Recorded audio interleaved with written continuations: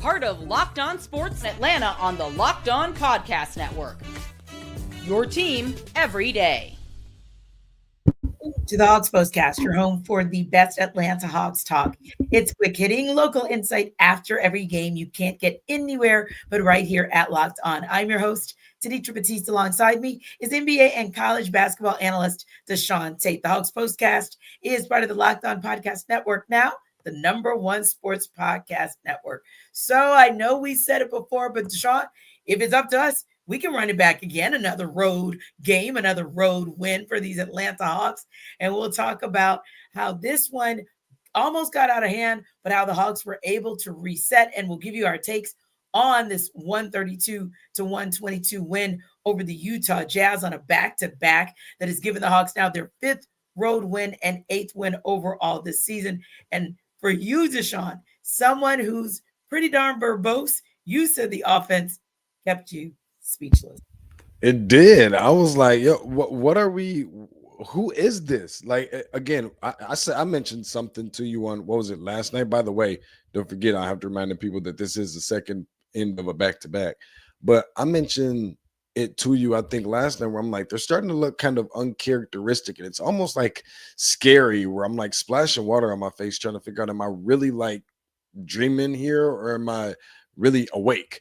And I know some people are just going to yawn and say, oh, well, it's the Utah Jazz, but not about what they did on tonight, but about how they went about doing it. So many career, statistics and career highs. And you got Onyeka Okongwu converting on 8 3-pointers and just things that I just can't imagine all these things happening in the same night. I mean, for crying out loud, before all of these things really started to kind of unravel and transpire before our eyes, I'm watching beat Krejci for his second out of like 3 games look like he can't miss a shot on purpose. Yes. For crying out loud. Then all of a sudden Jalen Johnson is doing things, and then, it's just coming from all different ways. And so, listen, let's just wake it up right now. We can toss the statistics and box scores and everything else out of the window. You got to give some respect. And I'll always forever be the first person to need you to stand up and put my hand up and say, this is where there has to be some level of respect. We keep talking about doing it without a star. We keep talking about doing it without key reserves. We keep talking about next man up and people doing this for their first 15 games and, second year in a Hawks uniform, doing all of these things. Give credit to the coaching staff as well, being Quinn Snyder. Forgive me for getting a little bit long-winded, but I think it's just a matter of the efficiency that is the name of the game that we keep talking about. Shooting from the field, shooting from 3 is improving, and just, I think 18 steals on tonight, and just continue to just getting out in transition and running the hell out of the opposition, and really still, even without KP, a 7'3", 7'4", finally have a center, throwing the ball in the paint and able to outscore the opposition in the painted area. I think you just have to love them, hate them, anything in between. You got to give kudos to the Hawks right now. Yeah, there were so many nuggets that you said there, DeShaun, that I almost wanted to take notes and kind of run it back step by step by step. But I think you talked about one of the big factors, and that's that you don't have your big tonight. Kristaps Porzingis out on rest, and the Hawks didn't miss a beat. That's the kind of conversation we want to have when a guy deservedly gets the rest that he has, or when someone like Trae Young is out for the foreseeable future due to injury. You want to be able to say, okay, we obviously missed a little bit of a beat because, hey, Asa Newell is new to the league, and you're putting Nickeil Alexander-Walker in with starter minutes, if you will. But what you're looking for is a quality, holistic performance that doesn't drop off, because everybody understands that if you're in for that person, yes, you have to pick up the pace, but the rest of us do as well. And I think what was impressive about this, and just kind of bringing in some of our everydayers, it's like, Rob, what's happening? Rob said, give JJ and Double O their flowers. But I think even that hygienist, I love what you said.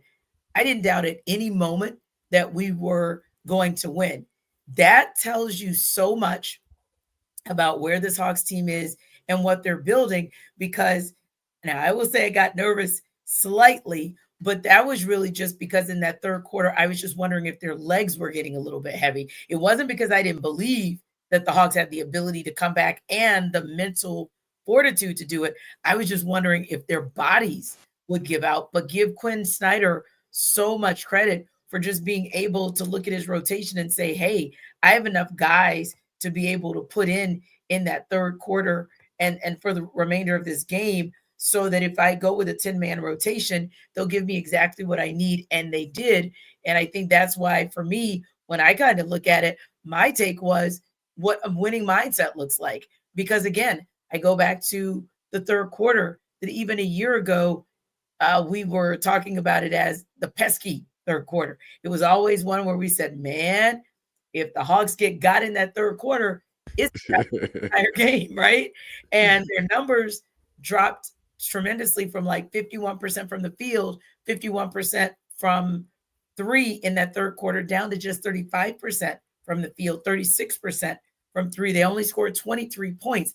But for them to be able to have the presence of mind that says, okay, settle down, they were able to tie this game back up at the end of the third quarter and say, okay, give us the fourth quarter. We'll reset ourselves and we'll get right back. Yes, you can look at the numbers, DeShaun, in the fourth quarter and say that the Hawks got back into that 50% space, 53% from the field, 50% from three, scored 29 points. But I don't think, and you alluded to it, I don't think that the win is just in the box score. I think it's the mindset that told you we will be just fine. It's in the mindset that said anybody can score in this particular quarter, because even when I look at the fourth quarter, Onyeka Okongwu owned the quarter at both ends of the court. So 13 points and 4 rebounds in that particular quarter. And we're talking about Double O also had a nice third quarter, by the way, with 8 points, 5 points in the second quarter, and 3 points in the first. Why am I mentioning that? Notice that those numbers kept going up for Onyeka Okongwu as the game went on. That's a good point. He had a healthy amount of minutes last night. So it takes mental fortitude to be able to come back on a back-to-back and be able to continue to elevate your play, even though your body may not be allowing it. To me, that was the most impressive thing. The mindset that allowed the Hawks to not only win on a back-to-back, but for us now to be talking about the fact that, hey, you won the road trip. Like, you're not even at a point where you're going 500. No, you won the road trip because you've already won 3 out of the 4 games of your road trip. And then you look at the fact that they've now won 4 straight. They've won 5 out of the last 6. Winning mindset is what I saw. You know what? I think that what you just mentioned is much better than I can say from any point for the rest of the night, for the rest of the week, for the rest of the season, because it was just spot on. It is the mindset. It is the approach of this team, not getting down in the dumps about who's not playing. Yep. It seems so cliche in sports that you could just easily always, say next man up, right? Because that's just the cool thing to say. But when you literally have guys going out there and putting it all out on the line, they're out there having fun, by the way, which is something you're taught to do very early on in your youth. And they just look like that they have a chemistry amongst one another. And the basket is just looking bigger and bigger every single night. By the way, on the road, why are we still having conversations about this team doing things on the road even more impressively? Because you have to only imagine that at home things will eventually get better and it'll all come together for this team. So again, remember, some of the starters, and then this is with a lot of the guys that are coming out, being utilized in the rotation, coming off the bench, part of the bench mob that is doing this. Onyeka Okongwu is not a regular everyday starter. Zachary Reese-Sachet is supposed to have a much bigger role in this part of this season this year, and he has not been having a great last few games. Dyson Daniels scored 2 points, for crying out loud. So it's the combination of all of the guys that just clearly have each other's backs, and I think that this is just another reflection of that. Indeed it is. So the turning point once again was the fact that this team found a way to gut it out and did it at both ends of the court.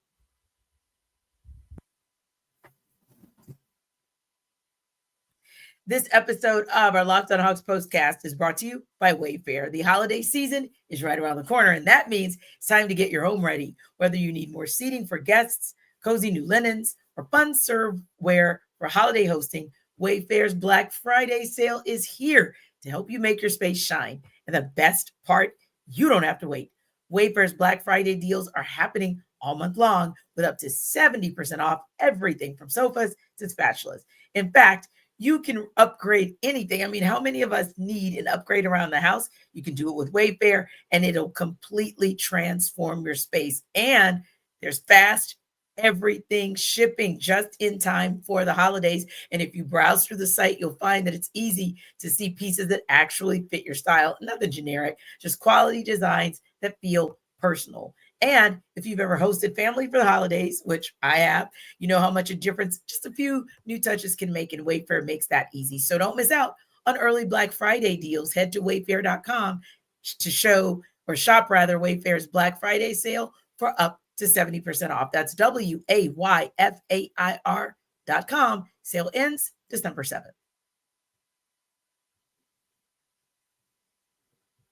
This episode of our Hawks postcast is brought to you by Built. Nobody likes paying rent, but if you must, you might as well get something for it. That's where Built comes in. Built is changing the game by turning your rent payment into real rewards you can actually use. When you pay rent through Built, you earn flexible points that can be redeemed toward hundreds of hotels and airlines, a future rent payment, your next Lyft ride, and more. But Built isn't just about rent. It's about rewarding you around your entire neighborhood. Now, you're going to love Built because your rent finally works for you. I mean, you're earning points every month on something you already have to pay. And whether you're grabbing food at a local restaurant or heading to the gym, it's still earning rewards. And get this, Built has made everyday life feel more rewarding, from your neighborhood to your travel plans. So turn your rent into rewards and start earning points around your neighborhood by going to joinbuilt.com/lockedonnba. That's JOINBILT.com/LockedOnNBA. Make sure to use that link so they know we sent you.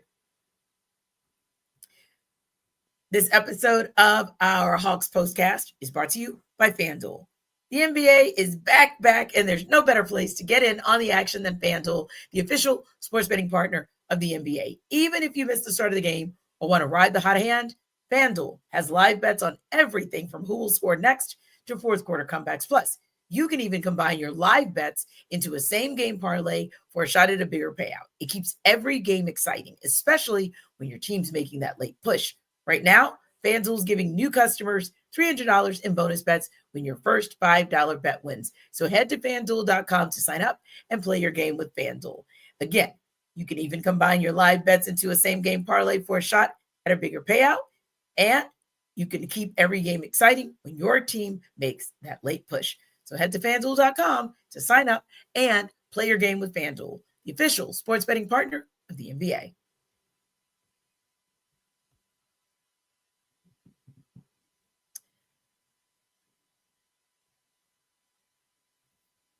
So we appreciate you guys, as always, our everydayers, for making the Hawks postcast your first listen of the day. And thank you for making Locked On the #1 sports podcast network.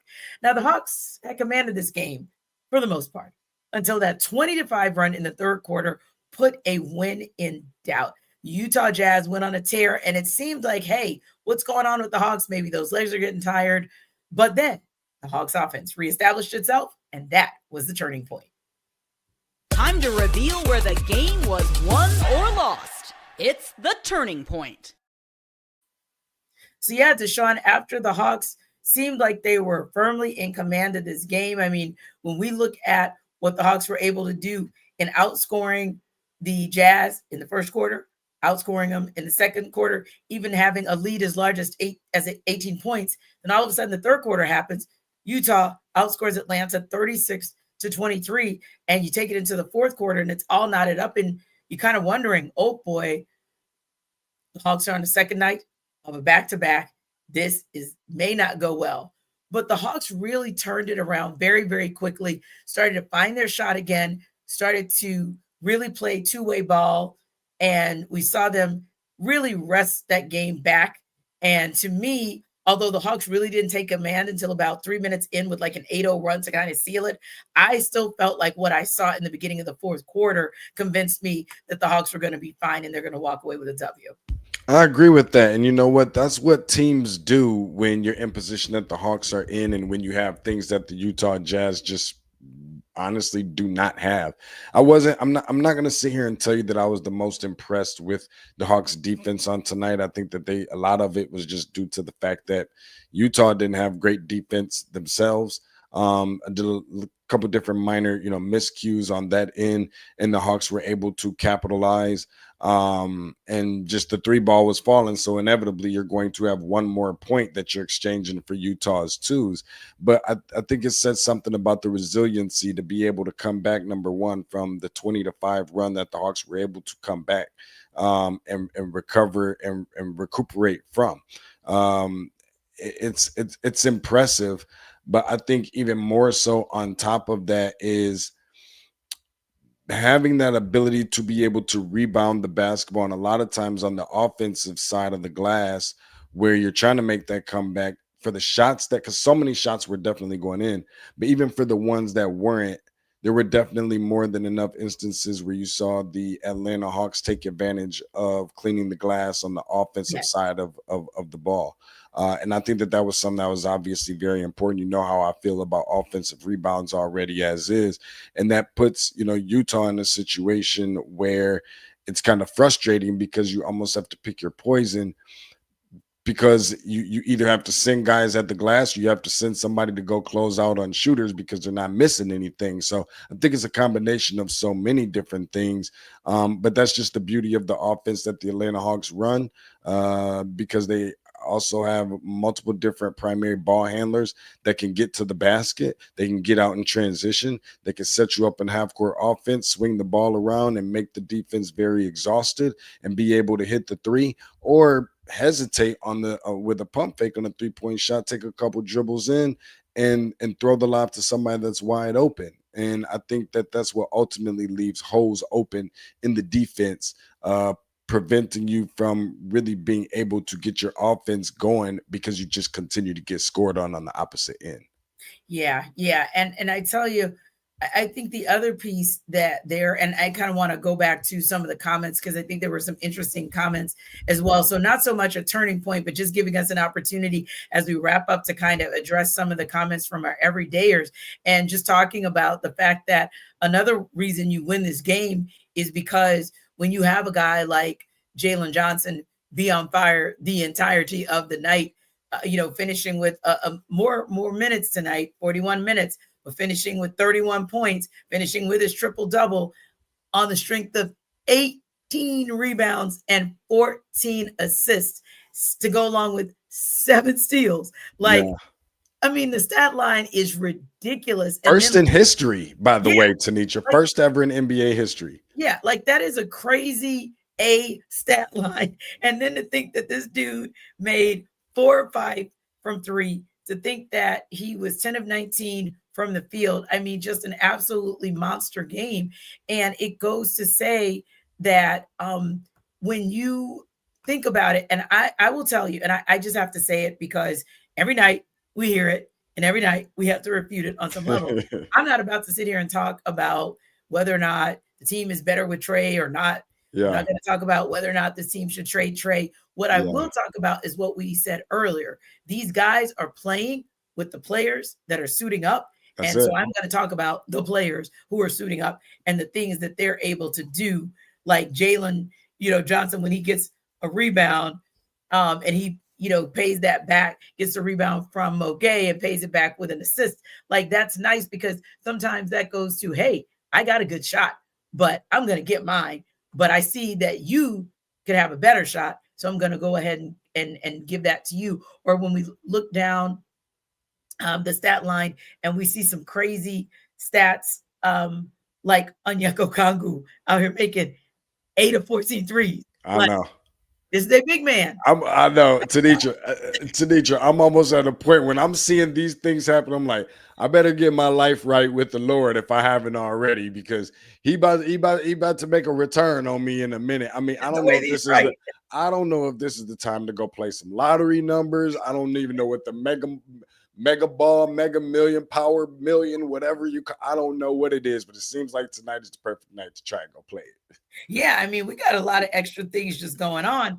And the thing of it is too, like when you look at the fact that this team is also winning a West Coast road trip where every night they're in a different time zone. Like I have to look at our stat, like one night a game started at 11, 10, 9. It's like, dang, like give them so much credit for that, because it takes a lot out of you to be able to like reset your head to do that. And even like a Dyson Daniels, I'm going to go in the different direction, because you may look at his final stat line and you may say, wow, 2 points, very, very unimpressive. You may say 3 assists and 2 rebounds, not exactly impressive. But here's the thing. When you've got a guy like Dyson Daniels who is trying to play in a space like running point that is not necessarily his complete and total comfort zone, and he's doing at least a lot of work that doesn't show up in the stat line. That's right. I think that's important to note as well. But DeShaun, I want to give you a final opportunity for a thought on a great all-around effort from this team. No, I just enjoy it. I know there's another game that's going to be coming up soon. Hopefully, we're talking about going unbeaten in the tougher, as they always been calling it for so long, conference in the NBA. And I don't care who that is; those are professional basketball teams and basketball players over there. And so I commend them. I commend them for what they're doing. Again, I'll say it again. I think that the worst part of the Atlanta Hawks for the season that we've seen, barring injuries, God forbid, is behind us at this point. I feel pretty confident in saying that, and I only see them improving and progressing and growing as a team, establishing chemistry amongst one another. I'm really excited for what the remainder of the season is going to reflect and show. The Hawks Postcast is the #1 place to hang out after every game. It's part of the Locked On Podcast Network, your team every day. So remember to like and subscribe to our YouTube channel. And for more on the Hawks, head over to Locked On Hawks with our guy, Brad Rowland. We'll see you next time.